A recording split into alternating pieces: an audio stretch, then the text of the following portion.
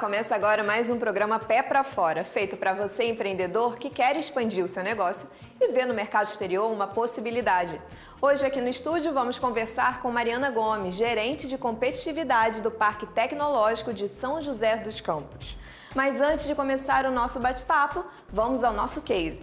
Hoje vamos conhecer a história do Paulo Reis, que em Belém do Pará viu um potencial em mostrar para o mundo as delícias que podem ser feitas com produtos da Amazônia, como temperos, molhos e até geleias. Os sabores diferentes conquistaram o público não só no Brasil, mas nos Estados Unidos, Singapura e até no Japão.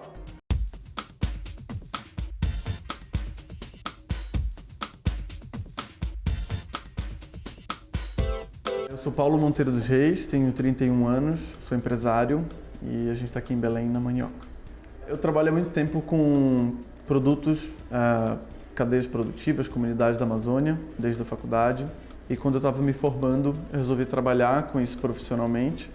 Eu tinha outro trabalho, enfim, vinha de outra carreira. E aí resolvi olhar para a cidade e entender que tipo de alternativa eu teria para trabalhar, para continuar trabalhando com negócios da Amazônia, com ingredientes da biodiversidade, com a população da Amazônia, basicamente. Aí eu encontrei uma sócia, que é a Joana, e ela tinha criado a Mandioca um pouco antes da gente se encontrar. E a Mandioca, nesse caso, surgiu exatamente de uma continuidade de um restaurante que havia na família dela, que comercializava produtos paraenses da nossa gastronomia para outros chefes de cozinha que não estão no Pará, chefes famosos que foram responsáveis por colocar a gastronomia brasileira no mapa do mundo. E muitos deles usavam ingredientes da Amazônia, do Pará, da nossa culinária, como principal ingrediente. Aí isso inclui farinha, inclui tucupi, inclui alguns cheiros como peripioca, cumaru e muitos outros. Isso foi em 2014, em novembro de 2014 a Mandioca foi criada. Eu também conheci a Joana, que é minha sócia, exatamente nesse mês, e a gente virou sócio mesmo, começou a trabalhar junto mais ou menos um ano e 2, 3 meses depois.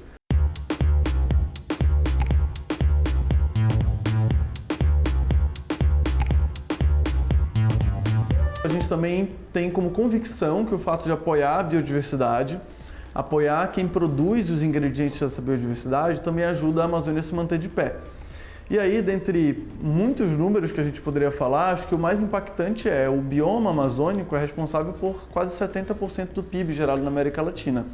Com regime de chuvas, com a energia que gera através desse regime de chuvas, de água, com a umidade que permite a produção agrícola.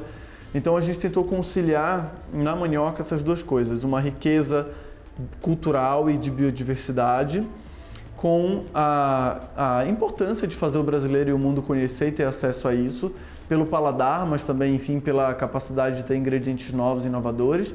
E de outro lado, o lado de cá, que é ajudar a manter a floresta em pé, começando pela valorização desses ingredientes que vêm da floresta. Posso citar castanha do Pará, mandioca, o cumaru, o puxuri, enfim, vários ingredientes. E valorizar a floresta de pé e valorizar também as pessoas que vivem nessa floresta. Eu costumo dizer que floresta em pé e pessoas também, esse é o lema que a gente olha ao trabalhar na Mandioca. E valorizar a biodiversidade apoia também as pessoas que cultivam essa biodiversidade, comercializam, vivem dela, não só como modo de vender, né, comercial, mas também como modo de vida. As pessoas que vendem castanha também comem castanha. As pessoas que vendem mandioca também comem mandioca. E acho que isso é base de um equilíbrio importante que a gente tem na Amazônia.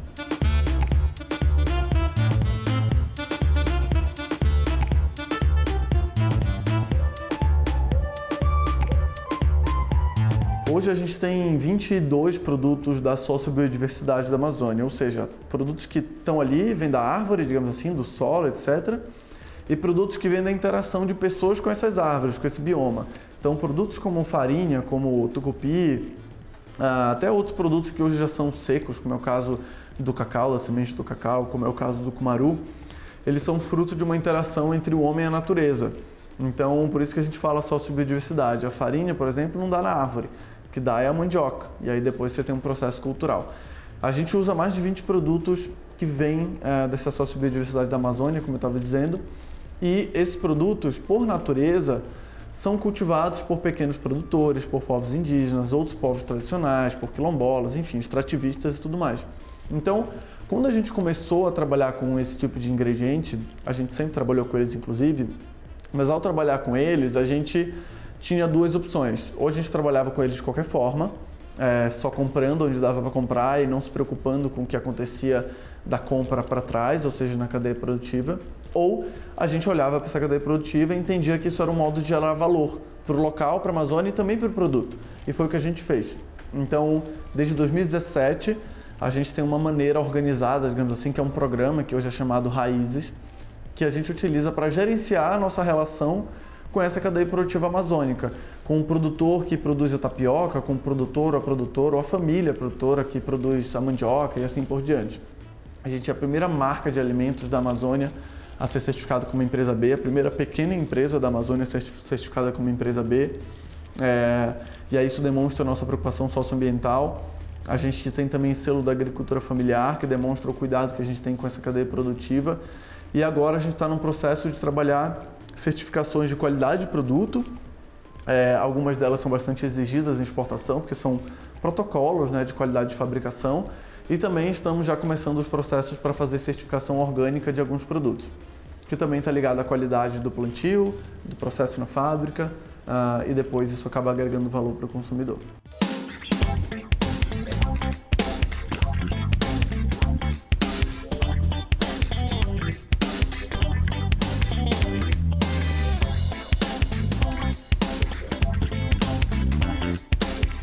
A gente exportou pela primeira vez, acho que foi em 2018, acho que foi para... deixa eu ver se eu lembro agora, estou na dúvida, mas acho que foi para a China. A gente foi participar de uma feira, fizemos um envio para lá. E teve também uma exportação para os Estados Unidos. Eu realmente não lembro agora qual foi a primeira, mas a gente mandou para esses dois lugares, ainda como amostra ou pequenas quantidades para um evento ou para cozinheiros. Eu volto a dizer, a gente sempre teve uma relação muito próxima à cozinha. A gente sempre teve muitos clientes que são cozinheiros e na exportação isso também acontece, especialmente porque o cozinheiro muitas vezes é aquele que aposta primeiro num produto novo, porque o cozinheiro às vezes quer um produto novo para se diferenciar, para contar uma história nova através do prato. Então a gente fez essas primeiras exportações para cozinha, para eventos de cozinha. A gente resolveu aos poucos começar a se preparar para exportar mesmo. Então a gente começou a ir atrás dos protocolos, certificados que tinha que ter, e participamos de feiras internacionais.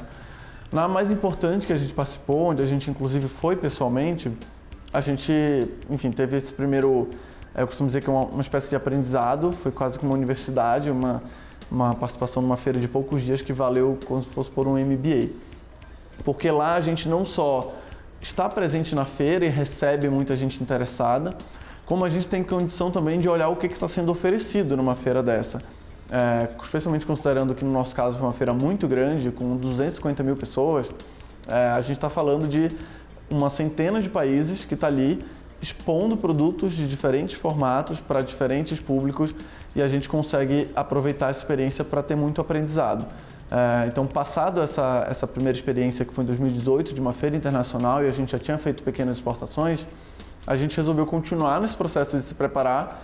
Nessa feira conseguimos encontrar um distribuidor, que hoje é o nosso distribuidor na Europa, e também, um pouco antes disso, começamos um contato com o distribuidor nos Estados Unidos. E aí, esses foram os dois casos em que a gente teve mais regularidade até hoje de pedidos, né, de outros países, nos Estados Unidos e na Europa, especialmente a partir da França, que é onde fica o nosso distribuidor.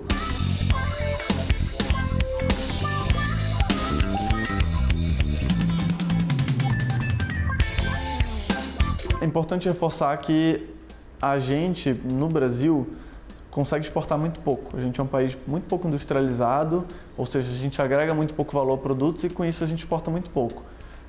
Todo mundo deve saber, a nossa exportação está muito baseada em commodities, agronegócio, etc. E se a gente parar para prestar atenção em países grandes e países que foram muito bem sucedidos, que são muito bem sucedidos, eles exportam principalmente produtos acabados, produtos que têm algum tipo de agregação de valor ou tecnologia, incluindo alimentos. Vamos lembrar que no Brasil a gente ama falar do vinho francês, do queijo suíço, do chocolate belga e assim por diante. E isso tem uma questão importante, intrínseca, que é a gente passa não só a valorizar aquele produto, como a cultura daquele país, como valorizar a história daquele país, Vamos pensar quantas pessoas não foram para a França visitar uma região Bordeaux, Champagne, produtora de um vinho, de espumante, porque conheceram isso através de um produto. Então, conseguir exportar o alimento brasileiro, o alimento da Amazônia, também é conseguir exportar a cultura da Amazônia, a biodiversidade da Amazônia e as pessoas que são fundamentais para que esse produto exista. Isso, de certa forma, também é exportar o valor, a valorização do nosso ingrediente, do nosso produto e do nosso país, para que pessoas do mundo inteiro nos reconheçam, nos valorizem e dê a devida importância que a gente tem com ingredientes amazônicos. Então, acho que exportar, para além de um processo comercial, que é super importante para a mandioca, acho que para a Amazônia também é um processo de protagonismo, de ganhar espaço, de ganhar relevância no mundo e com isso não só se beneficiar comercialmente, fazer negócio e gerar emprego ou renda para a região, mas também ganhar importância para a valorização do nosso bioma, da floresta em pé, da nossa cultura e biodiversidade. Hoje a gente tem na nossa linha 24 produtos e a gente tem algumas linhas de produtos. Então a gente tem desde snacks, a granola, a molhos, as geleias, por exemplo, molhos de pimenta, enfim. Cada produto tem o seu tipo de embalagem ideal. Tem produtos que são líquidos, tem produtos que são secos, não perecíveis, tem produtos que são mais perecíveis. Então isso depende um pouco de cada produto.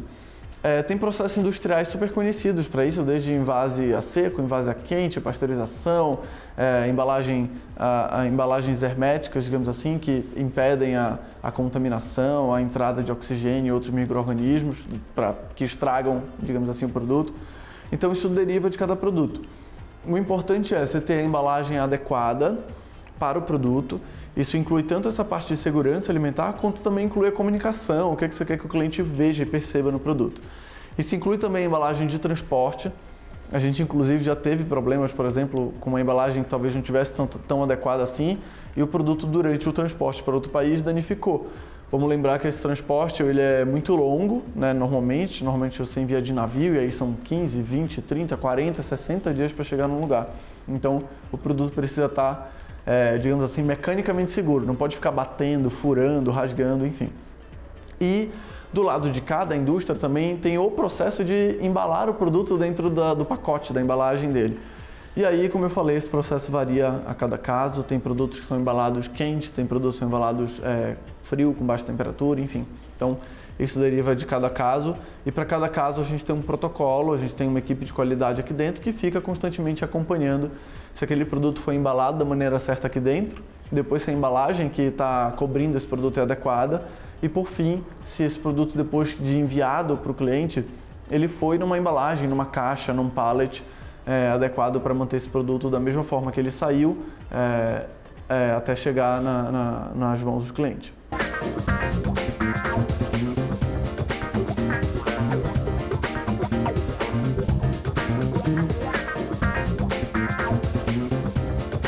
A gente tem contato direto com alguns clientes, alguns compradores, mas sempre foi muito difícil para a gente atender pedidos individuais, pedidos esporádicos, enfim, muito pequenos. Então a gente sempre buscou ter distribuidores que nos ajudassem a fazer essa intermediação. Não só por conhecerem o mercado, também por cuidarem da última perna logística, como a gente costuma dizer, que é aquela etapa do produto chegar de fato até o destino final. A gente tem hoje distribuidores na Europa e nos Estados Unidos. São pequenos distribuidores, acho que é importante destacar, e são eles que atendem os clientes. Às vezes aparecem clientes diretamente para eles, ou é um trabalho de prospecção, de busca comercial deles. E aí, em alguns casos, a gente só fica sabendo depois, quando vai ter uma reunião ou recebe algum relatório. E tem muitos casos também que algumas pessoas nos procuram, pedindo se a gente poderia entregar algum produto ou um pedido em determinado país. E se esses distribuidores atenderem, a gente repassa essa possível venda, esse cliente, para ser atendido por eles, e aí eles conseguem fazer um atendimento mais próximo e mais especializado. Então, normalmente acontece assim. E tem casos em que a gente consegue também enviar pequenos pedidos, mas pontualmente, para algum país onde a gente não tem distribuidor. Recentemente, por exemplo, a gente mandou produto para a China, a gente mandou para Hong Kong, a gente mandou para Singapura também, enfim, alguns lugares onde a gente não tem distribuidor, para o Japão também, inclusive, recentemente, lugares onde a gente não tem distribuidor, mas a gente topou através de alguns serviços que já existem, né, de envio de mercadoria pelo mundo, tipo FedEx, DHL, UPS, atender esse cliente mesmo sendo um lugar onde não tem um distribuidor.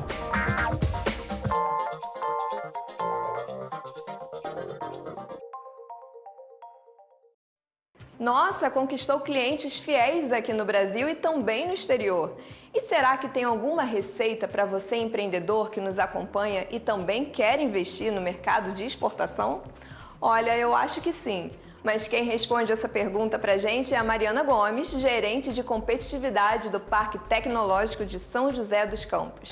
Mas depois do intervalo, não sai daí, é rapidinho.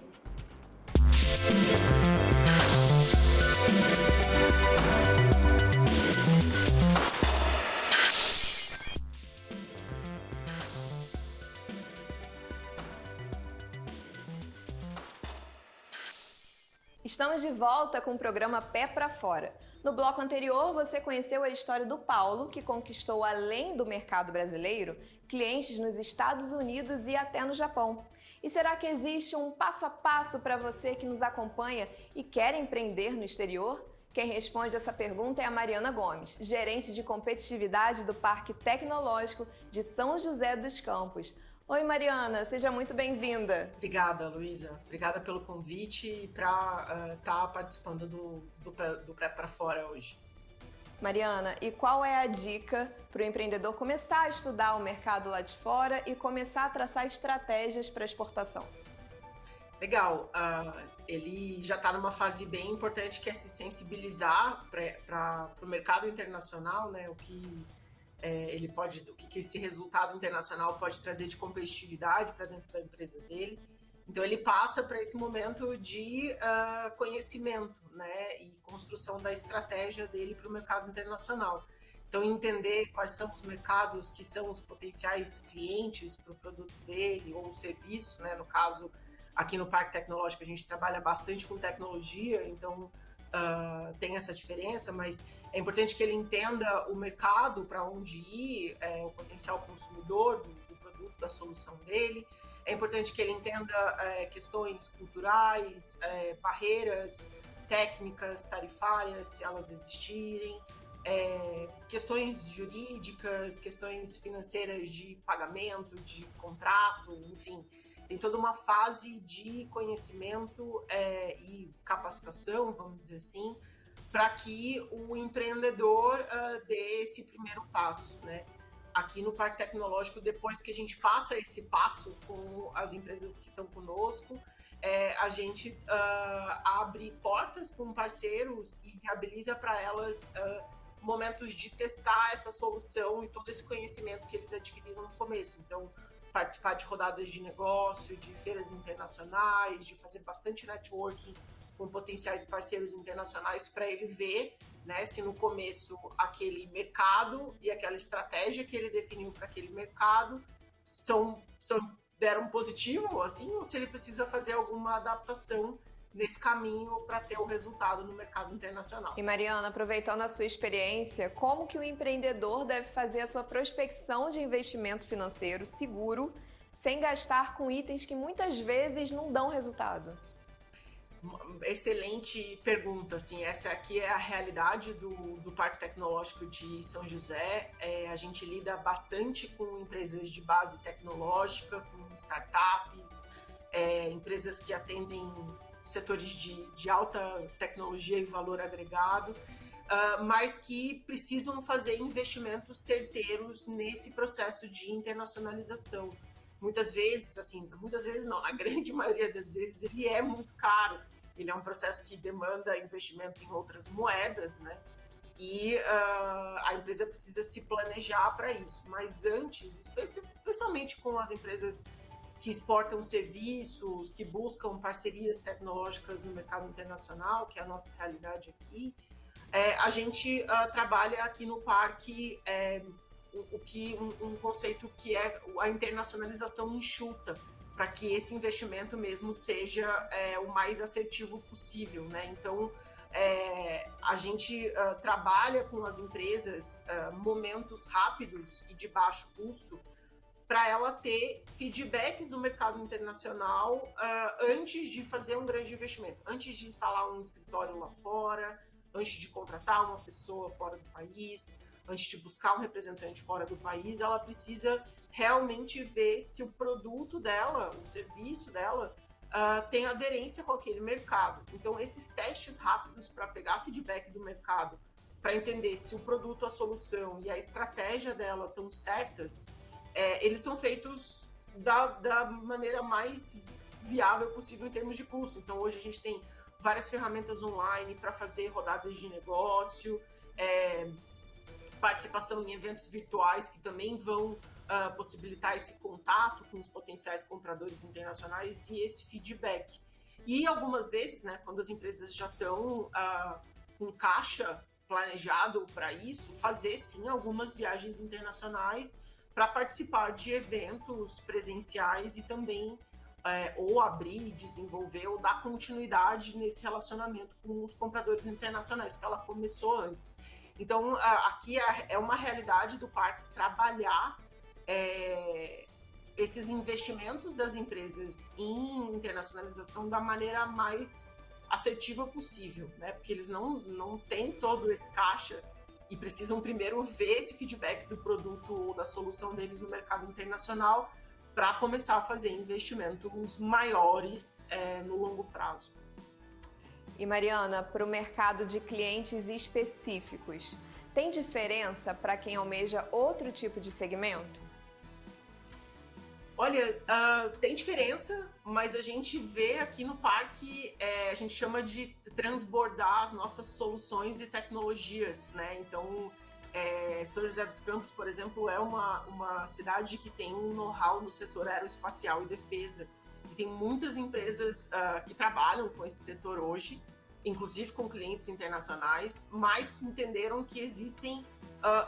a tecnologia dela é aplicada a outros setores, então a óleo e gás, a parte de energias renováveis, o automobilístico. Então, assim, é muito comum a gente ver uma empresa brasileira que acessou o mercado internacional e entendeu, inclusive, que ela tem potencial para atender outros setores. Então, claro, ainda mais setores muito regulados, assim, né, que tem questões muito mais técnicas, adaptações precisam ser feitas, mas grande parte da tecnologia está desenvolvida. Então, são adaptações, mas são adaptações que vão gerar um retorno, inclusive num curto prazo para elas, né? Então, é uma realidade hoje nossa aqui. As empresas que estão conosco, elas transbordam essa tecnologia, como eu falei no começo, para clientes específicos de setores diferentes. Mariana, a gente pensa um pouco no empreendedor também, que já tem tanta demanda, né, do dia a dia para fazer a produção aqui no Brasil. Agora, pensando para exportação, né? Como que esse empreendedor pode gerir o tempo dele para deixar a rotina mais leve, pensando também nesse passo que é tão importante? Legal. Não, sensacional. Isso é uma dor das empresas que estão aqui com a gente escuta isso quase todos os dias. É desafiador, né, de fato, ter esse espaço na agenda. A gente lida aqui com diversas startups no nosso Nexus, que é o hub de inovação do Parque Tecnológico, e muitas vezes a realidade da startup, o CEO dela é o marketing, é o RH, é o financeiro, é o compras, né? Ele precisa fazer tudo ao mesmo tempo.